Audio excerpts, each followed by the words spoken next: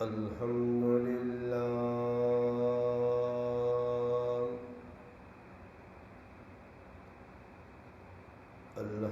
لله رب العالمين،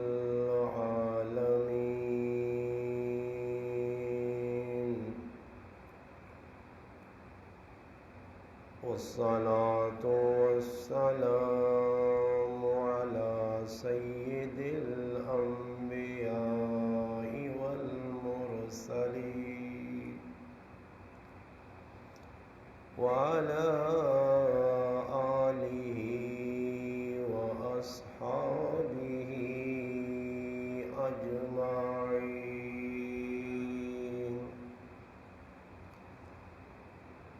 أما بعد فأعوذ بالله من الشيطان الرجيم.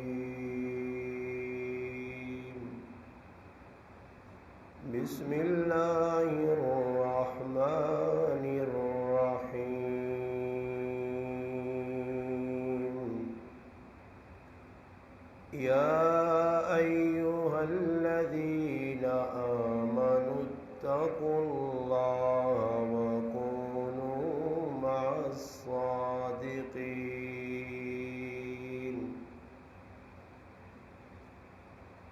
صدق الله مولانا العظيم.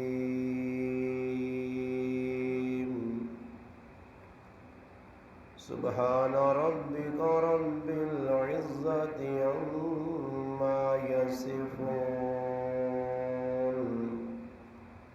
وسلام على المرسلين والحمد لله رب العالمين.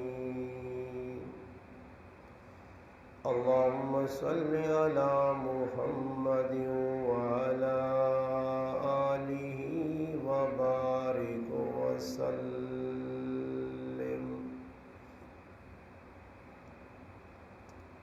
واجب الاحترام عزیز دوستوں، بھائیوں اور بزرگوں،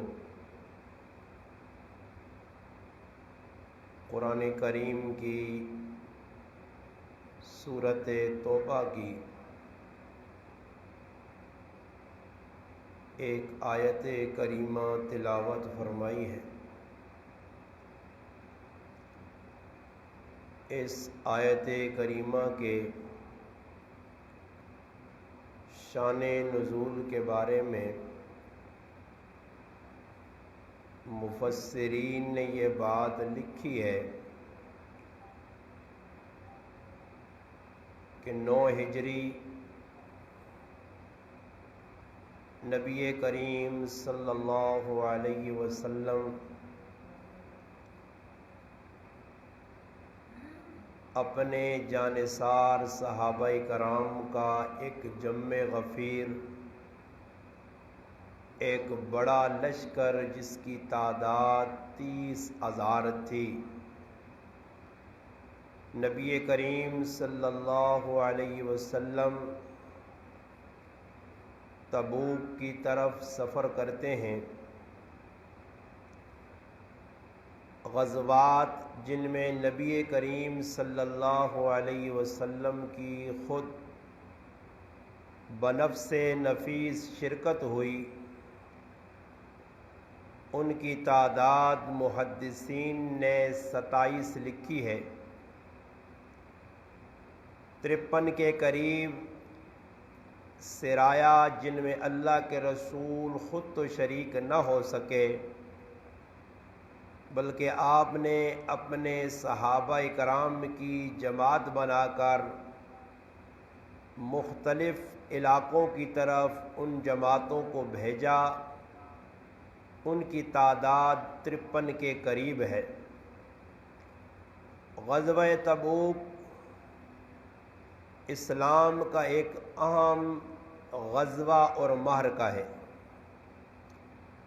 سورۃ توبہ میں اللہ تبارک و تعالی شانہ نے بڑے تفصیل کے ساتھ اس غزوے کا تذکرہ کیا ہے. اس غزوے میں اصل حقیقت ان منافقین کی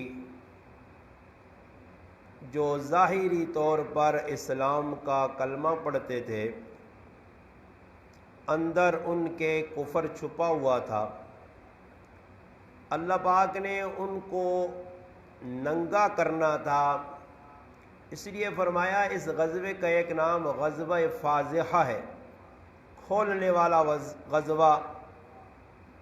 ایک نام اس غزوے کا جیش العسرہ ہے، تنگی کا غزوہ، کہ صحابہ کرام کے حالات اچھے نہیں تھے، پھل پکنے کا موسم تھا،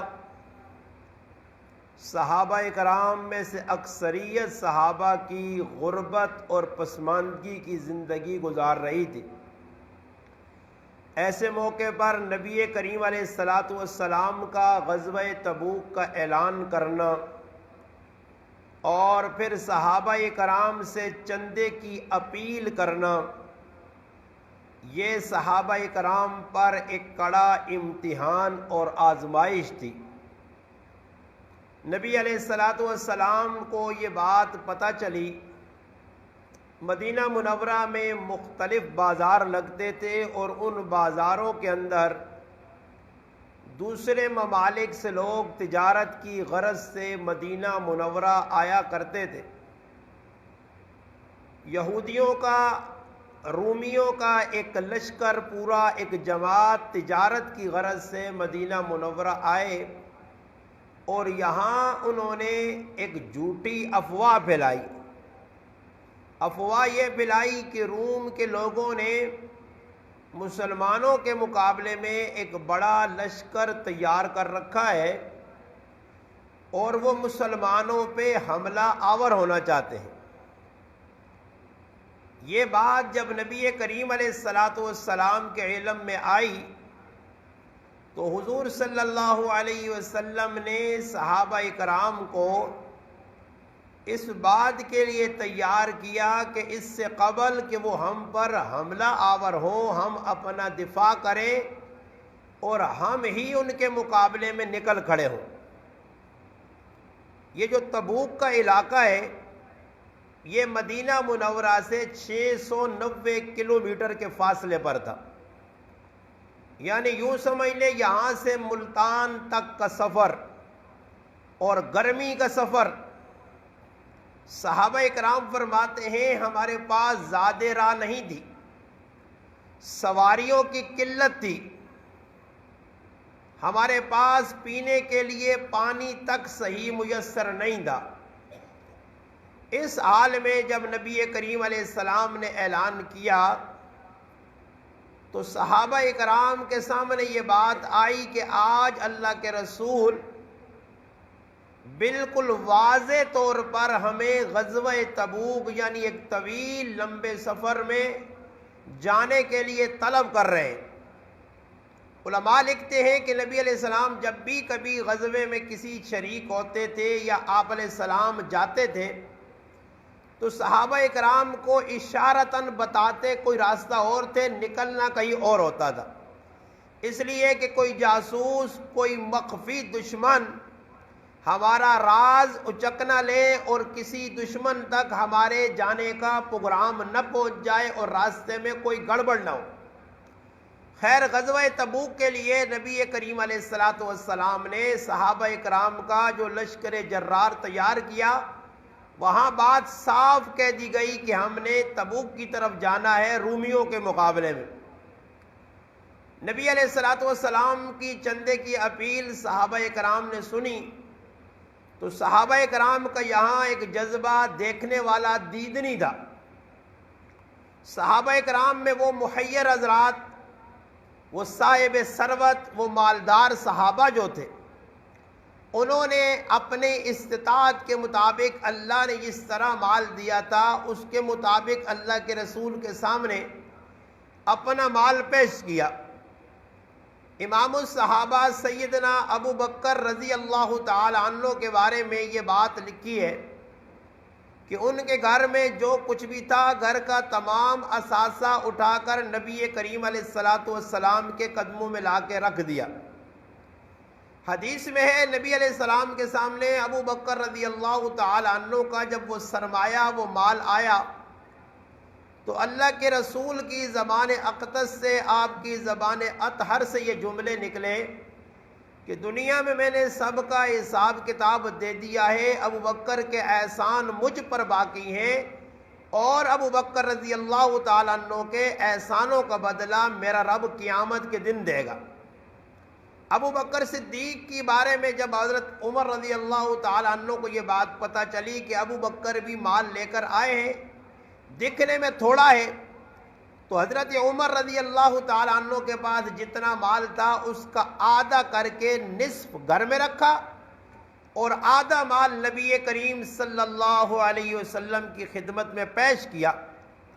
جب نبی علیہ السلام نے پوچھ لیا، سوال کیا، عمر کتنا لائے ہو، کتنا پیچھے چھوڑا، تو حضرت عمر کا جواب تھا کہ میں نے آدھا مال گھر والوں کے لیے چھوڑا ہے اور آدھا مال آپ کی خدمت اقدس میں لایا ہوں۔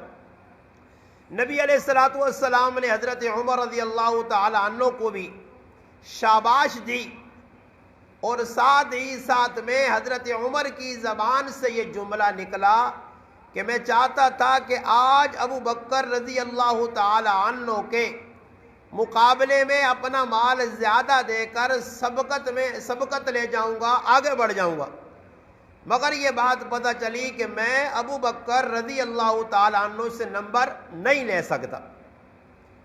اسی موقع پر نبی کریم علیہ السلام کے صحابہ میں سے آپ کے دور داماد سیدنا عثمان غنی رضی اللہ تعالیٰ عنہ کو جب یہ بات پتہ چلی تو حضرت عثمان غنی رضی اللہ تعالیٰ عنہ اپنے گھر میں سے جو اللہ پاک نے ان کو مال دیا تھا اس میں سے 100 گھوڑے پہلے پیش کر دیے، پھر اس کے بعد فرمایا اللہ کے رسول 100 گھوڑے اور دیتا ہوں۔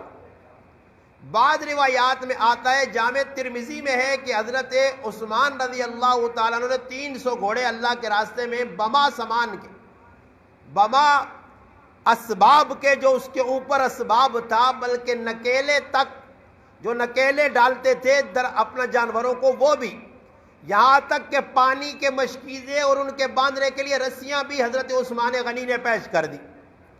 بعض روایات میں آتا ہے کہ 1000 گھوڑے حضرت عثمان غنی رضی اللہ تعالیٰ نے پیش کر دیے، اور اس کے بعد پھر گھر تشریف لے گئے، وہاں سے 1000 اشرفیوں کا تھیلا اٹھایا اور نبی کریم علیہ السلام کی خدمت میں حاضر ہوئے۔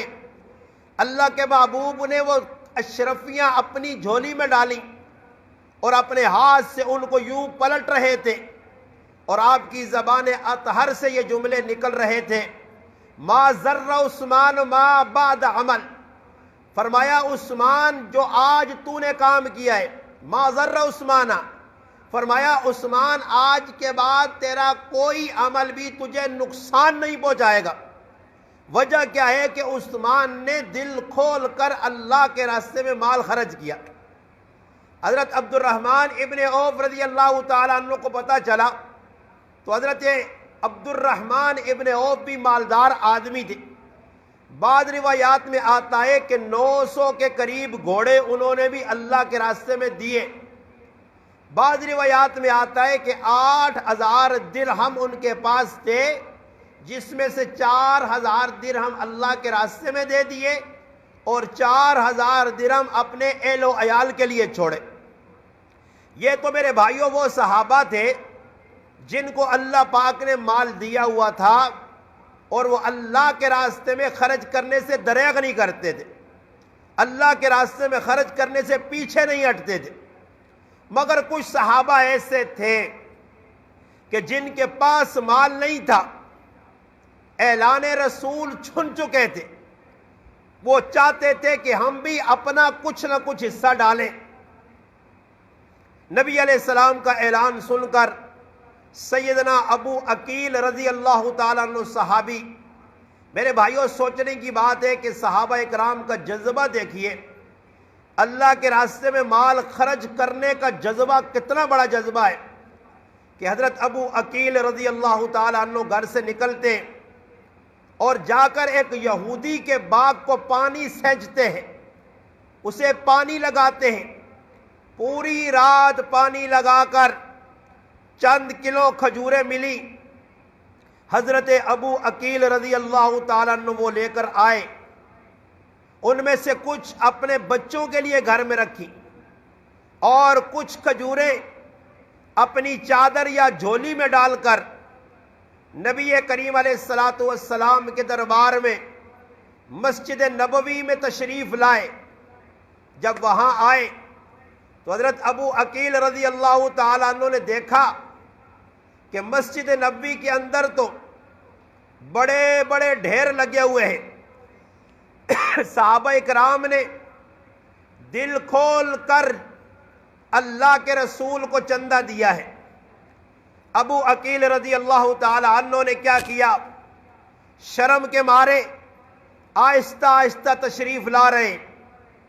منافقین مدینہ کی نظر پڑی، منافق کوشش کرتے تھے کہ جو اصلی مسلمان ہیں، اصلی مومن ہیں، ان کو کسی نہ کسی طریقے سے زج کیا جائے، ان کو نقصان پہنچایا جائے، ان کا تبصر اور مذاق اڑائی جائے۔ تو ان منافقین نے دیکھا جو وہاں مسجد نبوی میں کھڑے تھے، حالانکہ کتابوں میں یہ بات کہیں نہیں ملتی کہ منافقین نے بھی کچھ چندہ دیا ہو، انہوں نے بھی کچھ مال پیش کیا ہو، بلکہ منافقین مدینہ نے یہ شور برپا کیا، یہ پروپیگنڈا شروع کر دیا، مسلمانوں کو ورغلانے لگے تاکہ مسلمان پسپا ہو جائیں، مسلمان اس غزوے میں جانے سے رک جائیں۔ مسلمانوں کو ڈرانے کے لیے کہا اتنے دور جا رہے ہو، اتنی زیادہ گرمی کا زمانہ ہے، تمہارے پھل پکے ہوئے ہیں۔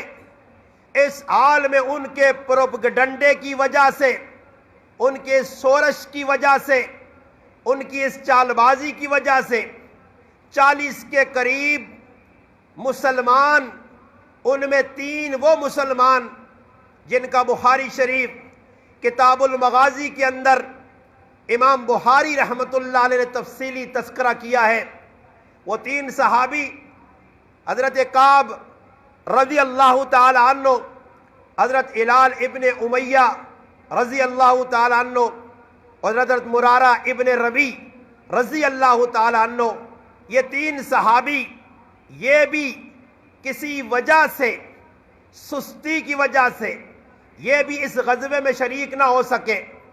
تو منافقوں کو چاہت یہ تھی کہ کسی طرح مسلمانوں کو یہاں جانے سے روکیں، اور مسلمانوں کو ڈراتے تھے کہ رومی بڑے طاقتور ہیں۔ آج کا منافق بھی یہی کرتا ہے، آج کے منافقوں کے ٹولے اور جماعتیں بڑے بازاروں میں نکل کر مسلمانوں کو بزدل بناتے ہیں، مسلمانوں کو کافروں کے خلاف نکلنے نہیں دیتے۔ اگر کوئی مسلمان سر اٹھائے تو اس کو بٹھانے کے لیے ہر حربہ استعمال کرتے ہیں۔ تو نتیجہ کیا نکلا، ابو عقیل رضی اللہ تعالی عنہ صحابی چند کلو کھجوریں لے کر آئے۔ جب اللہ کے رسول نے دیکھا تو آپ نے اس کے اخلاص کو دیکھا کہ صحابی میں کتنا خلوص تھا۔ اس صحابی کی کھجوروں کو اٹھا کر ان بڑے بڑے لگے ہوئے کھجور کے ڈھیروں پر اللہ کے محبوب نے تھوڑی تھوڑی کھجوریں رکھوائیں، اور ساتھ ہی ساتھ میں فرمایا جتنا اجر ان بڑے ڈھیر والوں کو ملے گا تیرے خلوص کی وجہ سے انہی کے بقدر اللہ تجھے اجر دے گا۔ اور منافقین نے جو مذاق اڑایا اس کا بھی سورۃ توبہ کے اندر تفصیلی اللہ نے تذکرہ کیا کہ یہ منافق ان غریب مسلمانوں کا مذاق اڑاتے ہیں۔ مالدار جو مسلمان تھے ان کو بارے میں کیا کہتے تھے، کہتے تھے یہ ریاکار ہیں، دکھاوے کے لیے اتنا مال دے رہے ہیں۔ تو میرے بھائی، منافق کا شروع سے یہ وتیرہ رہا ہے کہ وہ مسلمانوں میں گھس کر، مسلمانوں کے اندر دھس کر اسلام کی جڑوں کو کھوکھلا کرتا ہے۔ اسلام پہ پیٹھ کے پیچھے جس طرح خنجر گھونپا جاتا ہے، اسلام کے اوپر جو وار ہوتے ہیں آج بھی ان منافقوں کی وجہ سے ہوتے ہیں۔ منافق اندر چھپ کر اسلام کو بدنام کرنے کی کوشش کرتا ہے۔ اس وقت بھی منافقین مدینہ نے اپنا سارا زور لگایا۔ ایک صحابی رسول حضرت علبہ ابن زید رضی اللہ تعالی عنہ، اس صحابی کو پتا چلا اللہ کے رسول نے چندہ مانگا ہے، یہ بالکل غریب صحابی تھا، معذور صحابی تھا، جہاد میں بھی جا نہیں سکتا تھا، مگر سوچا جہاد میں بھی شریک نہیں ہو سکتا، سواری بھی میرے پاس نہیں ہے، مال بھی میرے پاس نہیں ہے، اب میں کروں تو کروں کیا؟ اللہ کی قسم صحابہ، کیا صحابہ کی شان، ہم صحابہ کو پہچان ہی نہ سکے، صحابہ کے جذبات آج تو میرے بھائی ہم نے ان کی نقل تک نہ اتار سکی، ان کے نقش قدم پر چلنا تو بڑے دور کی بات ہے۔ صحابہ کیسے تھے؟ اس صحابی نے دیکھا کہ میرے پاس دینے کو مال نہیں ہے، اللہ کی قسم کتاب لکھتی ہے، تاریخ لکھتی ہے، محرخ لکھتا ہے، محدث لکھتا ہے کہ جب یہ صحابی اپنے گھر سے نکلے ان کی آنکھوں سے آنسو جاری تھے، مسجد نبوی میں آئے اور آ کر نماز پڑھی اور ہاتھ اٹھا لیے، فرمایا مولا آج تیرے نبی نے چندہ مانگا ہے، مجھ البا کے پاس چندہ دینے کے لیے نہیں ہے، اللہ میں اور تو کچھ نہیں دے سکتا، میں یہ کر سکتا ہوں جس مسلمان نے مجھے زبان کے ذریعے ہاتھ کے ذریعے تکلیف پہنچائی ہو، کسی نے میرے اوپر کوئی اس طرح کا ظلم و زیادتی کیا ہو، اللہ میں معاف اسے کرتا ہوں تیری رضا کے لیے، اور یہ معاف کرنا تیرے راستے میں صدقہ کرتا ہوں۔ میرے بھائی رات کی تنہائیوں کے اندر تنے تنہا اس صحابی البا ابن زید کی دعا آسمان کو چیرتے ہوئے اللہ کے عرش تک پہنچ جاتی ہے، اور صبح جب ہوتی ہے نبی کریم علیہ السلام کا دربار لگا ہے، اللہ کے رسول پوچھتے ہیں وہ کون آدمی ہے جس نے رات کو اپنے اعمال کا صدقہ کیا ہے، اللہ کو اتنا پسند آیا ہے کہ اللہ نے مجھ پر قرآن اتارا ہے۔ میرے بھائی وہ صحابی آج کے مسلمان کی طرح نہیں تھا، 10 روپے لگاؤ تو اس کا چرچا کرتے پھرو، لوگوں کو دکھاتے پھرو، اگر صحابی چاہتا تو کھڑا ہو جاتا، مگر 3 مرتبہ اللہ کے رسول نے بار بار پکار کر کہا، 1 مرتبہ، 2 مرتبہ، 3 مرتبہ، تیسری مرتبہ اٹھا، اللہ کے رسول وہ میں البا ابن زید ہوں، میرے پاس دینے کو مال نہیں ہے، میں نے چاہا کہ کسی طرح اللہ کے رسول میرا بھی حصہ پڑ جائے، تو میں نے اس لیے اللہ کے سامنے استدعا کی، اللہ میں اور کچھ نہیں کر سکتا، کسی مسلمان نے یا کسی انسان نے مجھے تکلیف پہنچائی ہو، میں چاہتا ہوں ان تکلیفوں کو معاف کر کے وہی تیرے راستے میں صدقہ کر دوں۔ میرے بھائی یہ صحابہ کی محبت تھی، اور منافق جب دیکھتے تھے ایسے غریب صحابہ اللہ کے راستے میں مال دے رہے تو صحابہ کو دیکھ کر وہ جل بن جاتے تھے، ان کو تکلیف ہوتی تھی، ان کو پریشانی ہوتی تھی۔ اسی طرح نبی کریم علیہ السلام نے دیکھا مدینہ میں عبداللہ بن ابی کے بعد ایک بڑا منافق تھا جس کا نام جد بن قیس تھا، اللہ کے رسول نے کیا کیا، اس کو دعوت دی کہ تو بھی چلا جا، یہ موقع ہے تیرے لیے، مالدار ہے، آسودگی ہے، صاحب ثروت ہے، تیرے پاس سواریاں بھی ہیں۔ اس منافق نے کیا کہا، اس نے کہا میں جانے کے لیے تیار ہوں، مگر آپ جانتے ہیں میرے اندر ایک عیب ہے، یہ اس کی منافقت دیکھو، اس کا دجل دیکھو، اس کی شیطنت دیکھو، اس کی شرارت دیکھو، اندر کا گند زبان پر لایا، دماغ کا گند زبان پر لایا۔ کہنے لگا آپ تو جانتے ہو میں عورتوں کا عاشق ہوں، اگر میں نے رومی خوبصورت عورتیں دیکھ لیں تو میں اپنے آپ پہ قابو نہیں رکھ سکوں گا، اس لیے مجھے نہ لے کے جاؤ، مجھے فتنے میں نہ ڈالو۔ اس کا بھی اللہ نے قرآن میں جواب دے دیا کہ وہ ظالم یہ کہتا ہے جب اس کے بیٹے کو جس کا نام عبداللہ بن جد تھا، بڑا پکا مسلمان تھا، جب اسے خبر ملی کہ اس نے اس طرح کی بے ادبی کی ہے، نبی کریم علیہ السلام کے پاس آئے اور اللہ کے رسول سے پوچھا کہ مجھے خبر ملی ہے کہ میرے والد نے یہ جملے کہے۔ اب والد کے پاس گیا اور والد کو سمجھایا کہ دیکھ تیرے پاس مال بھی ہے، تیرے پاس سواریاں بھی ہیں، تیرے پاس بہت کچھ ہے اور آسودگی بھی ہے، تو بالکل فارغ بھی ہے، اب تو نکل جا، نہ ایسا کر کہ اللہ کا قرآن رسول اللہ پہ اترے اور تو بدنام ہو جائے، کوئی بات چھپے گی نہیں۔ اب بیٹے کو تانے دینے لگا، تجھے پتہ نہیں ہے وہاں کے حالات کیسے ہیں، گرمی کیسی ہے، یہاں زمین پہ پاؤں رکھنا مشکل ہے، اتنا طویل سفر کون کر کے جائے گا، میں نہیں جاتا۔ بیٹے نے جب سمجھایا غصے میں آ کر بیٹے کے منہ پہ جوتے مارنا شروع کر دیے، مگر بیٹا بھی بڑا دلیر تھا، روتے ہوئے کہا کہ ابا یہ تیری بات رسول اللہ تک ضرور پہنچے گی، یہ تیرا اندر کا بغض جو زبان تک آیا ہے یہ ضرور رسول اللہ تک پہنچے گا۔ جب نبی کریم علیہ السلام تک یہ بات پہنچی، قرآن اللہ نے اتار دیا کہ کچھ لوگ ایسے ہیں جو چاہتے ہیں اللہ کے راستے میں نہ جائیں، میرے محبوب ان کو چھوڑ دیجئے۔ عبداللہ بن ابی نے بھی ایسے کیا، چند آدمیوں کو ساتھ لے کر رسول اللہ کے ساتھ چلا، راستے میں ایک مقام پر کھڑے ہو کر کہنے لگا آگے سفر طویل ہے، گرمی بھی بہت ہے، کھانے کو راشن بھی نہیں، سواریاں بھی پوری نہیں، اب ایسے کرتے ہیں ہم تو آگے نہیں جاتے، تمہاری مرضی ہے جاؤ۔ اب مسلمان جو پکے تھے وہ تو نکل گئے، یہ منافق واپس آیا۔ اللہ نے قرآن میں اس کا بھی جواب دیا کہ یہ منافق لوگوں کو اللہ کے راستے سے روکتا ہے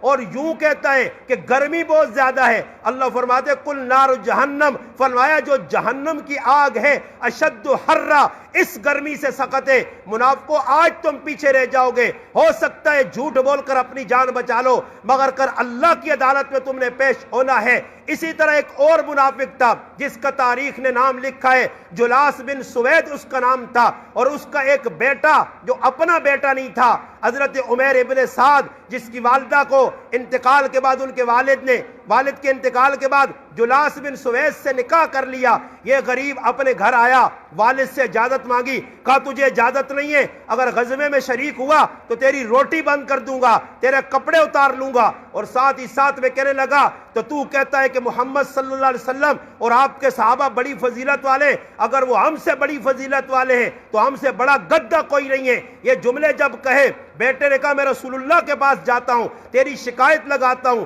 بیٹے کو مارنا شروع کر دیا۔ یعنی منافقوں کا یہ وظیفہ رہا ہے، وہ ہمیشہ پیٹھ کے پیچھے وار کرتے ہیں، سامنے نہیں آتے، اور سامنے آ جائیں تو اللہ کے رسول کو بھی حکم تھا کہ ان کے ساتھ تھوڑا سا رویہ ایسے رکھے کہ ان کو مارے نہ، ان کے لیے گنجائش رکھی، مگر انجام بدتر دنیا میں منافقوں کا ہوتا ہے۔ میرے بھائی نتیجہ کیا نکلا؟ یہ صحابی رسول حضرت عمیر ابن سعد رسول اللہ کے پاس گئے تو اس منافق نے قسمیں کھانا شروع کر دی، یہ جھوٹ بولتا ہے، یہ بچہ ہے، اس کی بات پہ آپ یقین کرتے ہیں۔ اللہ کے رسول نے ڈانٹا عمیر ابن سعد کو، یہ سچ کہہ رہا ہے یا غلط کہہ رہا ہے؟ اس نے کہا یہ جھوٹ بولتا ہے۔ اتنے میں اللہ نے قرآن اتار دیا کہ میرے محبوب یہ جو قسمیں کھا کر آپ کے سامنے جھوٹی، یہ دھوکے باز ہیں، یہ فراڈی ہیں، یہ دو نمبر ہیں، یہ جانا ہی نہیں چاہتے اللہ کے راستے میں۔ تو یہ وہ منافق تھے جو اللہ کے رسول کو، آپ کے صحابہ کو تکلیف پہنچانے کے لیے اللہ کے محبوب کے ساتھ چل تو پڑتے تھے، مگر آدھے راستے میں واپس آنے کی کوشش کرتے تھے۔ مگر جو مخلص صحابہ تھے، قرآن کریم بھی سورت توبہ کے اندر پورا ان کا تذکرہ ہے کہ 7 صحابہ نبی علیہ السلام کے پاس آئے، فرمایا یا رسول اللہ ہم آپ کے پاس آئے ہیں، ہم چاہتے ہیں کہ آپ کے ساتھ چلیں، مگر ہمارے پاس سواریاں نہیں ہیں۔ اللہ کے محبوب نے فرمایا میں کیا کروں، میرے پاس بھی سواریاں نہیں ہیں، سواریاں ہوتی تو تمہیں ضرور دیتا، زیادہ راہ ختم ہو گیا۔ حضرت عمر رضی اللہ تعالیٰ عنہ فرماتے ہیں ہم نے کھجوریں چبانا شروع کر دی، کھجوریں ختم ہو گئی تو گٹلیاں چوسنا شروع کر دی، گٹلیاں ختم ہو گئیں، پانی ختم ہو گیا۔ صحابہ اتنے بے تاب، اتنے بے چین، یہاں تک کہ اونٹ کاٹے، ذبح کیے اور ان کی اوجڑیوں میں سے پانی نکال کے چوسا کہ کسی طرح جان بچ جائے اور ہم اس مقام تک پہنچ جائیں جہاں ہمیں جانا ہے۔ مگر صحابہ میں سے کوئی پیچھے نہ ہٹا، پیچھے نہیں آیا۔ اللہ کے رسول گرمی بہت ہے؟ نہیں۔ 3 صحابہ جو رہ گئے جن کا میں نے نام لیا ان کا بھی بڑا تفصیلی تذکرہ ہے، اور چند صحابہ وہ تھے حضرت ابو ذر غفاری رضی اللہ تعالیٰ عنہ، یہ وہاں شریک نہ ہو سکے۔ کیسے؟ اللہ کے رسول نے فرمایا ابو ذر تو تیار ہے؟ فرمایا میں آقا تیار ہوں، مگر میرے پاس جو سواری ہے وہ کمزور ہے، میں چاہتا ہوں چند دن اسے کھلاؤں پلاؤں تیار کروں اور پھر آپ کو پہنچوں گا۔ اللہ کے رسول کا یہ وفادار صحابی، یہ جانثار صحابی، صحابہ واقعتاً جانثار تھے۔ ہر موقع پر صحابہ نے جان مال وقت لگا کر مجھے اور آپ کو درس دیا ہے۔ آج ہم مال پہ سانپ بن کے بیٹھے ہوئے ہیں، جان تو ہماری دنیا کے لیے کھپ گئی۔ ہر آدمی میرے بھائی صبح اٹھتا ہے تو دنیا ہی کو سوچتا ہے، کون قبر کو سوچتا ہے، کون دین کے بارے میں فکر کرتا ہے، کون یہ سوچتا ہے کہ مساجد آباد ہو جائیں، مدارس آباد ہو جائیں، میری زندگی دین کے مطابق۔ ہمیں برسوں گزر گئے تقریریں سنتے سنتے ہم بڈھے ہو گئے، سفید داڑیاں ہو گئیں، سر کے بال داڑھی کے سفید ہو گئے، مگر عمل کرنے کی آج تک ہم نے اللہ کی قسم نیت نہیں کی، ورنہ یہ ہو نہیں سکتا آدمی عمل کرنے کی نیت کرے اور پھر عمل نہ ہو۔ ہم تقریر سنتے ہیں شو کے لیے، کانوں کے چسکے کے لیے، مزے لینے کے لیے۔ اگر کوئی بات میرے مقصد کی مجھے تقریر میں مل جائے تو میں خوش بھی ہو جاتا ہوں، مولوی صاحب کی تعریف بھی کرتا ہوں، مولوی صاحب کو چائے پانی بھی کروا دیتا ہوں۔ اور اگر میرے نفس کے خلاف کوئی تقریر میں جملہ کلمہ آ گیا تو پھر میں اس کا پروپیگنڈا بھی کرتا ہوں، پھر مولوی کو بدنام بھی کرتا ہوں، پھر مولوی کو لچا لفنگا بھی کہہ دیتا ہوں، پھر مولوی کو جذباتی بھی کہہ دیتا ہوں، پھر مولوی کو ہاتھ ملانا گناہ سمجھتا ہوں۔ آج یہی آپ دیکھ لو، میرا پورا تجربہ ہو چکا ہے، الحمدللہ مجھے 14 سال ہو گئے تقریر کرتے ہوئے۔ میں پورے پاکستان میں خصوصاً اپنا علاقہ چھچ کے ہر گاؤں میں گیا ہوں۔ میں نے اس دن بھی ایک گاؤں میں کہا جب میں جاتا ہوں تقریر کرنے تو سب ہاتھ ملاتے، تقریر ختم ہوتی ہے تو پھر ایک بھی نہیں ملاتا۔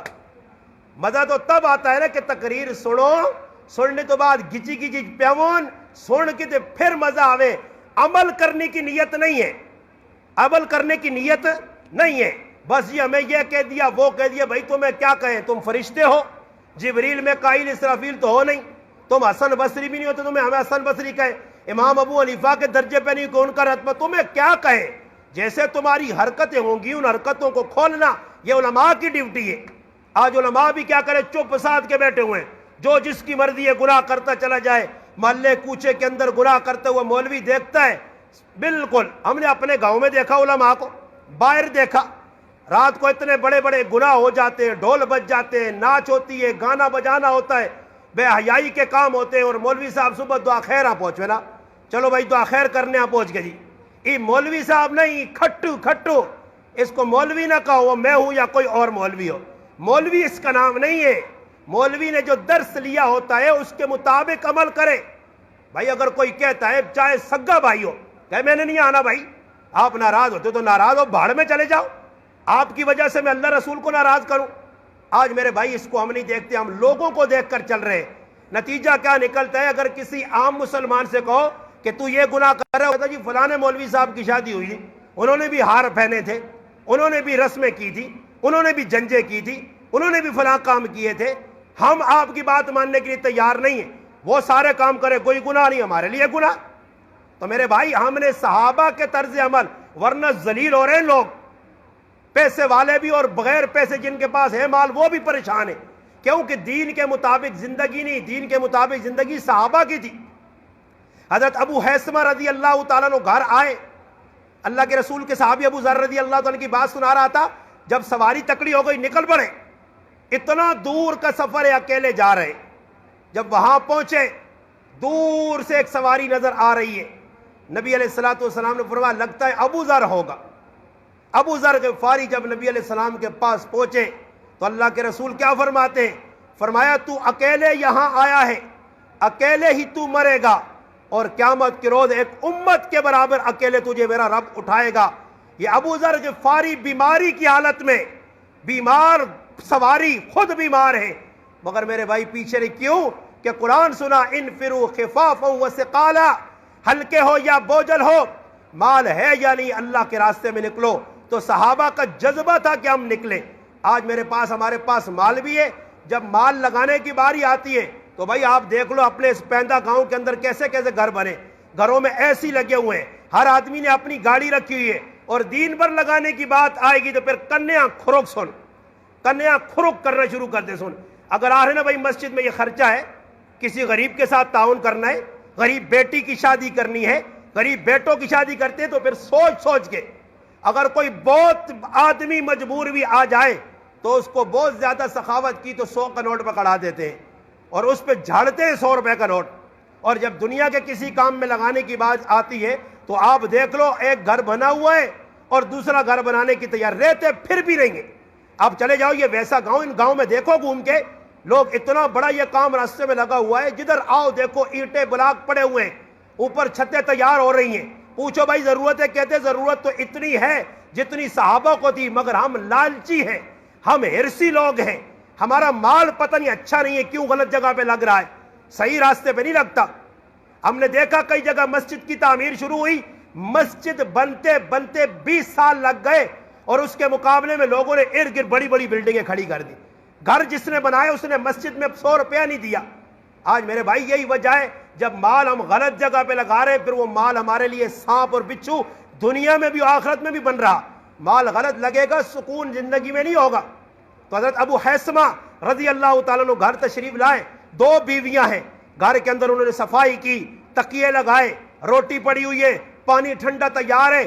گھر میں آنے کے بعد آنکھوں سے آنسو جاری ہے. کہنے لگے ابو حیثمہ، ہائے تو یہاں روٹی کھائے، پانی پیے، اور تیرا نبی وہاں بھوکا پیاسا سفر میں ہو، کیسے تو نے گوارا کر لیا؟ اسی ٹائم پانی پینا چھوڑ دیا، روٹی کھانا چھوڑ دی. بیوی سے کہا سواری تیار کرو. سواری تیار ابو حیثمہ رضی اللہ تعالیٰ عنہ کے لیے. بھائی یہ قصے نہیں ہیں، یہ کہانیاں نہیں ہیں، یہ حقیقت گزری ہے. ان کا نقش قدم قرآن ہم سے مطالبہ کرتا ہے. ان کے پیروکار بن کے ہم نے زندگی گزارنی ہے. آج میرے مسلمان بھائیوں، پاکستان کے اندر ان صحابہ کو جنہوں نے سب کچھ قربان کیا، میرے اور آپ کے پاس یہ مسجدیں، آپ پوچھو تو صحیح نا، آپ ذرا سی کوئی 10 روپے کی چیز آپ کو دے دیتا ہے تو بار بار پوچھو کس نے بھیجی ہے؟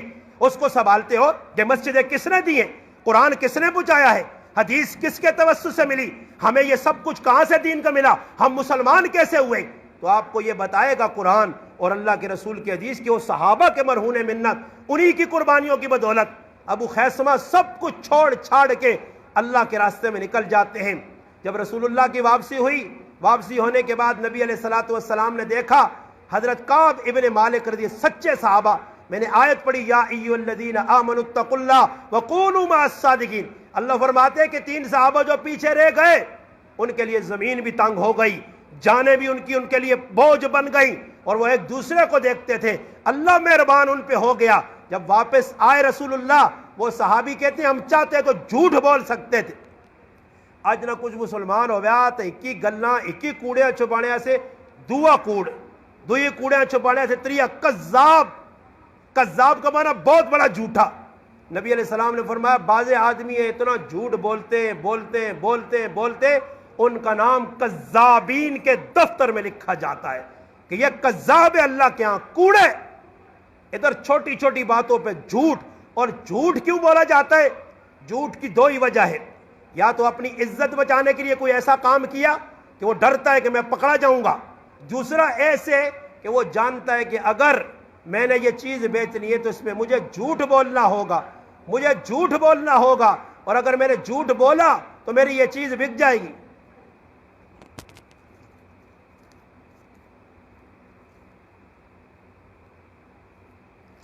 میں نے اگر جھوٹ بولا تو میری یہ چیز بک جائے گی.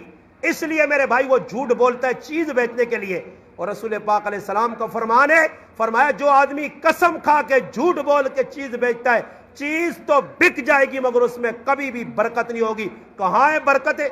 میں تو حیران رہنا سی الحمدللہ چنگیاں 5000 روپے تنخواہ تو ٹینشن کوئی نہیں، بالکل لمبی تان کے سوتے ہیں. یہ بڑے بڑے پیسے والے کنڈے تے پائیں، انہاں راتی نیندر ہی نہیں آنی، ہوں پسلٹا مارنے ہوں پسلٹا مارنے. ہاں جی فلانے دینے تے فلانے کو کہنے، فلانے دینے تے فلانے کو کہنے. ساری رات یہی، صبح ہوتی ہے تو یہی سوچ، دوپہر ہوتی ہے تو روٹی کا لقمہ پڑو، فلانے کو 30,000 لے لیں، فلاں کو 50,000 دے رہے. اللہ پاک آنن جو لاٹھو نہیں پھرنا، وہ لکڑی والا لاٹھو کو نا جیسا ہوا اور لاٹھو انگڑ پہ پھرنے، ساری زندگی پھرنا پھرنا پھرنا پھرنا. ایک تڑے اعلان ہو سی فلانے کا کجیاں اسرائیل لمبا کر چھوڑا تے تیاری کر کے نو قبرانی تے ہن جنازہ فلانی ٹائم ہو سی، پھر کفن باندھ لو، پھر منجی نو تے سٹوس، چاہ کے کھڑوس، 4 تکبیر نماز جنازہ، فرض کفایہ، ثنا واسطے اللہ تعالیٰ نے، درود واسطے نبی علیہ السلام نے، دعا واسطے اس کا کجی نے جڑے دنیا نے پٹکے پہ جو دوڑنے آ، پیسے پہ جو دوڑنے آ، لیونہ ہوئے آ دنیا پہ جے آ کا کجی اور کھڑا تو دا اس زمینہ جڑی اصلی تیری ملکیت ہے، او 2 گز 2.5 گز نہ ٹکڑا جڑے حوالے کر کے چھپا رکھ کے کہ واپس مڑ کے بھی کار نہ آوے، اتے منا مٹی پا کے سنی تے گڑانا، اب جو ہے نا گیلی مٹی اور سوکی مٹی، اور پھر اتے اٹا لا کے اتے چھپا لا کے پھر سنوں نے وٹے آن کے منا تیرا کہنے کا کجی پکا ہوئی ہلی نہیں تو، اور تو جان تے تیرا کم جانے پٹیا سو بار سن پر آئے جائیداد پچھو پتر ڈاسون، کوئی شرابہ پیسون، کوئی بدماشیاں کر سون، تیری پٹائی اگے ہو سی. اللہ پاک تجھ سے پوچھے گا کتنا تجھے ضرورت تھی پیٹ کے لیے اور جمع کتنا کر کے آیا. تیری اولاد تو پیچھے بدماشیاں کر رہی ہے، آج اس کو کوئی چھوڑ جمع کرو، بس مال جمع کرو.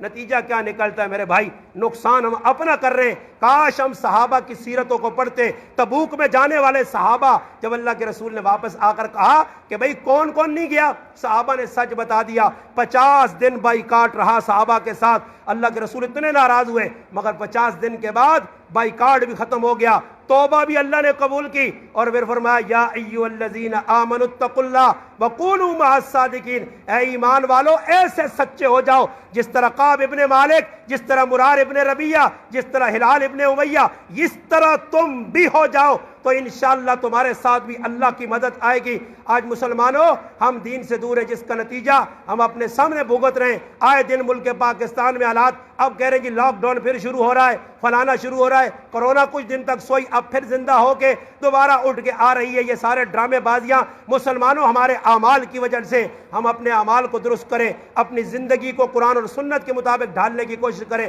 آخر میں یہ پرچی میرے پاس آئی ہے کہ آپ کی اس جامع مسجد فاروق اعظم کے اندر قالین کے نیچے فوم ڈالنی ہے جس کا خرچہ 40,000 روپے. 40,000 لکھا جی، 40,000 روپے خرچہ ہے. تو بھائی محیر حضرات موجود ہے اسی گاؤں میں الحمدللہ، اللہ جزائے خیر دے.